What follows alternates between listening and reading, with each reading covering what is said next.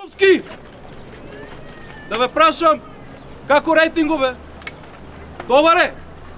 400.000 евра, а? Срам нека ви е! Ги повикувам сите пратеници прво до опозицијата. Слободно некој да го депонираат својот мандат таму кај нивниот спикер, нека излезе со народот. Немате потреба да не застапувате во ваква влада. Никако опозиција дури. Ги повикувам сите пратеници од владеачката структура. Слободно некој депонираат својот мандат, нека си дадат отказ. Не сакаме да ве плаќаме. Не сакаме да ве плаќаме месечно со илјадници евра, милиони евра. Тошковски, ти си неодговорен за ова. Ти го лажеш целиот народ дека ќе се справиш со криминалот. Заедно со твојот јавен обвинител тамо, одитно отказ и гитла дома. Одитно, ти не лаеше за твоите криминали.